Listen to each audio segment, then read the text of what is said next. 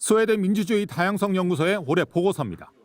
탄핵 촉구 집회 사진과 함께 한국의 민주주의가 크게 후퇴했다고 평가했습니다.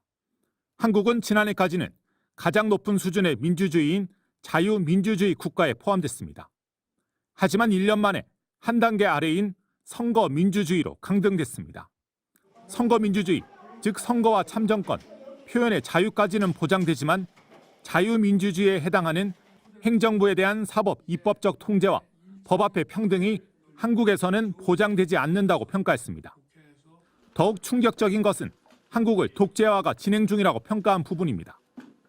한국을 벨턴, 독재화 국가, 민주화가 이루어졌지만 오래가지 못하고 5년 이내에 다시 독재화가 진행 중인 국가에 포함시켰습니다.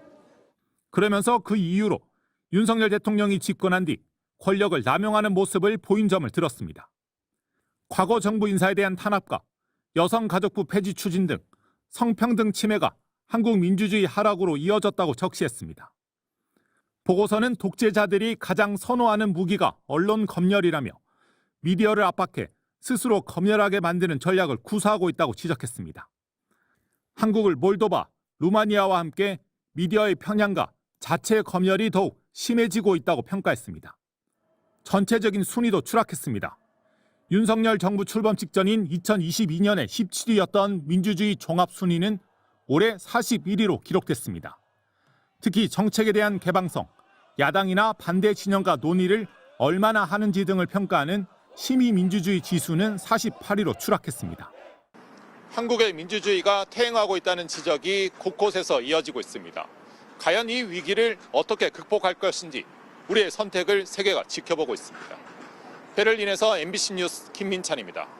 영국 시사주간지 이코노미스트의 경제분석기관인 인텔리전스 유닛이 발표한 2024년 민주주의 지수입니다.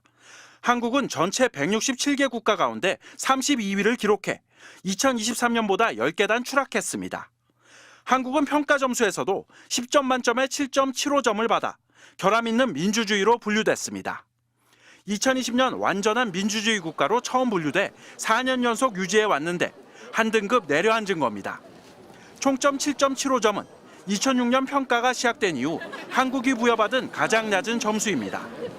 보고서는 한국의 비상계엄 선포와 정치적 교착 상태로 정부 기능과 정치 문화 점수가 하향 조정됐다고 설명했습니다. 또 계엄 선포 이후 국회와 국민 사이의 여론의 양극화와 긴장이 고조됐고 이 상황이 올해도 이어질 수 있다고 지적했습니다. 완전한 민주주의 국가로 분류된 나라는 노르웨이와 스웨덴 등 25개 국가로 전 세계 인구의 6.6%만 이들 나라에 살고 있었습니다. 아시아 국가 중에서는 대만과 일본이 각각 12위와 16위를 기록해 여기에 포함됐습니다.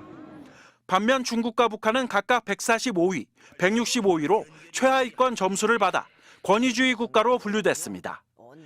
미국은 순위가 한 계단 올라 28위였지만 여전히 결함 있는 민주주의로 분류됐습니다.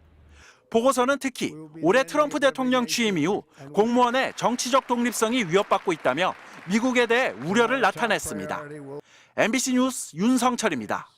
지난달 1일까지만 해도 원달러 환율은 1,380원 수준이었습니다. 이마저도 낮은 건 아니었습니다.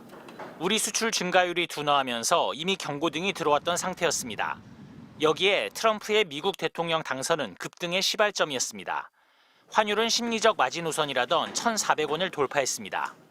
앞으로 트럼프 취임 이후에 통상 정책에 대한 불확실성, 이런 부분들이 달러 강세에 견인하고 있고 주요 국가들의 통화 약세에 전반적으로 동일하게 영향을 미치는 것으로.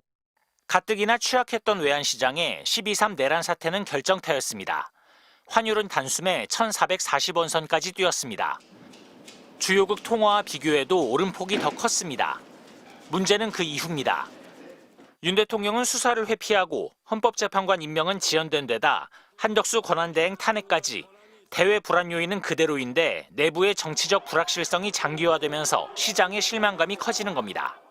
정치적 불확실성이 높아질 때마다 또 환율이 올라가는 모습을 보이고 있어요. 외국인들이 볼 때 좀 상식적으로 이게 잘 처리가 돼야 또 한국에 대한 신뢰도가 높아지고. 급등한 환율이 침체된 내수마저 더 짓누르는 상황. 한국에 대한 해외의 평가는 냉담해지고 있습니다. 미국의 경제 전문 매체인 블룸버그는 한국의 경제 성장 속도가 둔화할 것으로 예상되는 상황에서 정치적 불확실성이 경제를 더 압박하고 있다고 지적했고, 로이터 통신 역시 계엄령으로 촉발된 헌법적 위기가 더 심화될 수 있다고 했습니다. 세계 3대 신용평가사인 피치는 정치 위기가 지속될 경우 한국의 국가신용 등급이 낮아질 수 있다는 가능성을 경고했습니다.